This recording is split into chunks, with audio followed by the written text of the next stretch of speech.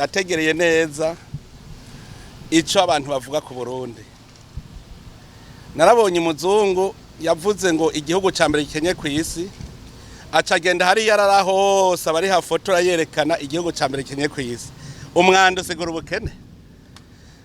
Umwanda nivyo. Ubukene bwa mbere buhera mu mutima, buhera mu muzirikanyi. Turi igihugu rero ca mbere gikenye ku isi kuko ntitugira umuzirikanyi, ntitugira ubwenge bushobora gusiga iyi si nziza Imana yaduhaye.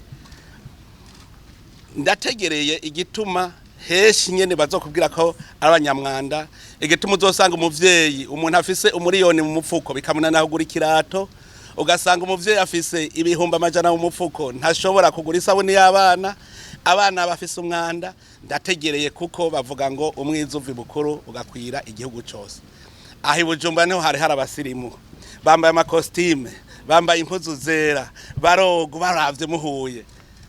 Cantumenya wa mugani Yezu yavuga ngo muri nkimva zera inyuma mugabo indani muri ibore. Murabonye aho abantu b'incabwenge bitwa abasirimu duhura bagenda bakanyegeza imicafu, no kuvuga n'abagenzi b'umucafu, n'abagenzi b'umwanda. Ubukene rero buri mu gihugu mbonye, n'ubukene buri mu mutima. Aho nagendeye nabuze ubugwaye kwashi. Iyo babwara ubukene bwitwa ubukene, nari gusanga bonze ngasanga bagwaye kwashi. Aho natemberereye nta muntu agwaye kwashi nabonye. Bose nabonye bambaye impuzu. Si ubukene rero bamwe bavuga si ubukene burya. Ubukene buri ku mutima wacu.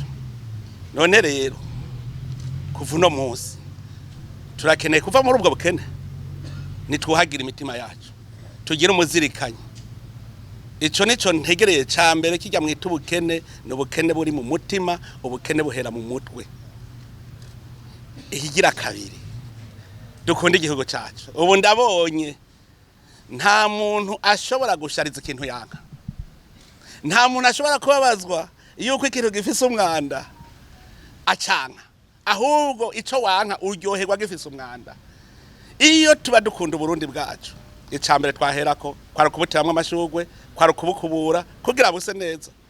None ni kuko imweho mwoga, ntimwoga kuko mukunda umubiri wanyu. None igihugu canyu kubera iki mutagishariza, kubera iki mutagikubura? Zerekana ko mucanga. Hariho bose uzokumva bavuga ngo bakunda igihugu, ngo ingorane rufise, ngo hariho abantu badakunda igihugu. Na wewe ntaco ukunda. Abo babivuga ntaco bakunda ni babandi babiyorobetsi, abantu bagenda babera kumenyo. Avuga ngo ibintu bimeze neza naho bimeze nabi. Umuntu adashobora kwinegura, ntashobora no kwimenya. Twimenye rero turabe ifoto yacu. Imbona kazoza yo mu 2040 dukeneye.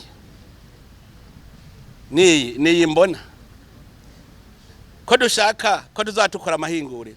Mbwira ingene uzokwiyumvira guhingura umukubuzo, ngo gira umukubuzo ukubura utavunika umugongo uhagaze, mu gihe ata mutima ufise wo gukubura. Mugiye mu mukubura mukumva ingene akagogo gatuna, aha mwokoze umukubuzo mwiza muri utunyene hamwe ukuburu uhagaze. Mugabo ntuzoshobora kugira iryo hinguriro rihingura umukubuzo umeze uku ataciyumvira ufise cyo gukubura. Ntibikunda. None mbwira tutagize abahingurira tuzotera imbere? Ntibikunda. Kugira utera imbere utegerezwa kubandanyirema Imana yakoze, no kuvuga ugahingura biga Imana yakuremeye. Rero ntushobora kubihingura atavyiyumvira ufise vy'ivyo ushaka gushikako. Nshaka gukubura akagongo kadatuna, kora umukubuzo, erega niyo ntambwe ya mbere, ukubura uhagaze. Hanyuma no ukubura uhagaze wumve birakuruhisha mu maboko, uti mbe ntawo kubuza imashini, ugataka kwimvira gukora imashini. None wumva uzogira ihinguriro rihingura ibigira isuku mu gihugu atasuku ushaka. None iyo mbona kazoza uzoyishikako mu majambo gusa, mu majambo.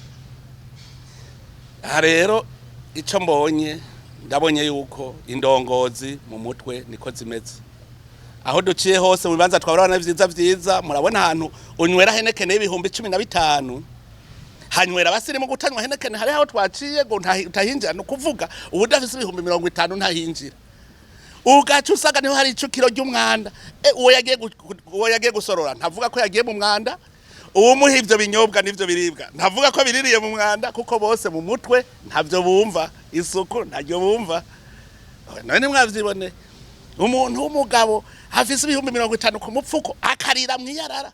Era nga mu gisagara narigeze guca ahantu usanga umugabo ariko atelefona yicariye kwiyarara. Ntamubonye nta na kimwe vyari bimubariye arimerewe neza cane yicaye kwiyarara. Nimubaze umukuru w'igisagara ca Bujumbura nce ndamuhamagarani nyaruka nga iri yarara bari kureha abanyene bari ngaha. Ndasanga ahantu nashitse nsanga irigara abantu bicariye iyarara riri impande yabo nukuva ntaryo babona. Ndababwire mu mutwe rero ntiturakira turacafise akagwara. Aho kagwara gategerezwa gukira uko bigenda kose gategerezwa gukira kadakize ntaho turiko turaje. None rero ko mbonye n'indongozi zitavyumva umwiza ukava ibukuru ugakwera igihugu cyose. None ko indongozi zitavyumva gahemwe tuja he reka duhera hanyene rero kuko ntushobora kubaka inzu utagira umushinge. Duhera hanyene kwisuku. Abarundi barakunda amakonje emwe mukintu bakunda ubabwiye ikonje bararikunda cyane. Nta kamaro rero uko kwicara mu biro ndabakuye mu biro bose. Iyi ndwi itangura n'indwi y'isuku. Uwo nzosaga yicaye mu biro nije nzomwikurirayo kandi kuwa mbere nzozunguruka igisagara cyose. Uwo nzosanga mu biro nije nzomwisohorera. Abemerewe gukora abaganga bariko baravura nibavure. Abacamanza bariko bacimanza nibazice kuko nukugira ngo abene gihugu boroherwe. Mugabo uwo nzosanga mu biro yicaye nibabanze bakubure duhere kuri iki nyene nitwaheza kugira isuku duheze rero tuje ku bindi bikorwa. Nitwaheza kugira isuku duteje ku bindi bikorwa. Mubicishe ku maradiyo yose nta muntu numwe nkene akorera mu biro. Abaplanto bahora bahembwa amahera ya gusa kandi bihera vyinshi hajya mwoteranya abaplanto bakora muri iki gisagara ca Bujumbura. Amahera bahembwa ngosanga ayo mahera yoshobora kuvuza umwana hanze byananiye kuvurwa ngaha mu Burundi.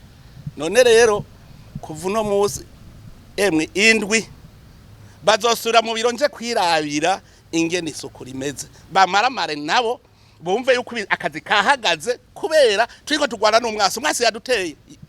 Umuntu akavuga ngo agwaye korera ngo mbeko iyo korera avuye kuki ngo urumva ngo amazi ngo arakenye ngo amazi mabi. Naho wayikuye mu biro ukoreramwo wayikuye iwawe. Murabonye nk'ahantu hari ikidengeri c'amazi bagira ngo no gushariza kumbe naho guta imyanda kugira ngo ibatere korera.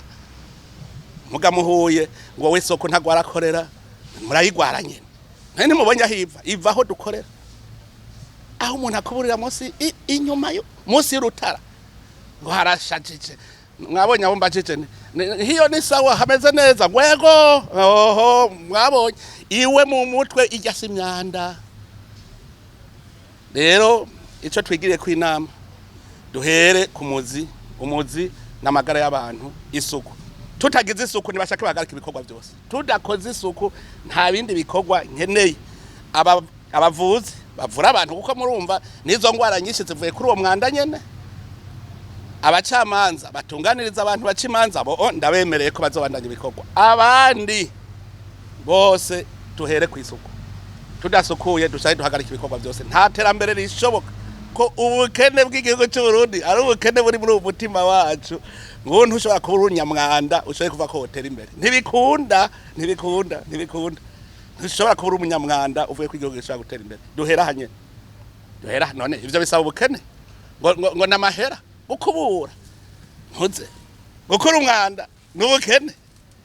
Aya tuvyumvikane neza. Ikimenyetso cy'ubukene unanirwa kurima uti nabuze isuka nabuze imashini nabuze iki kugira ngo nkore ibi. Mugabo ko mwanda yemwe umwanda ntusaba ngo ubutunzi. Twese rero tuje kwisuku nta kindi novuga kirenze ngaho.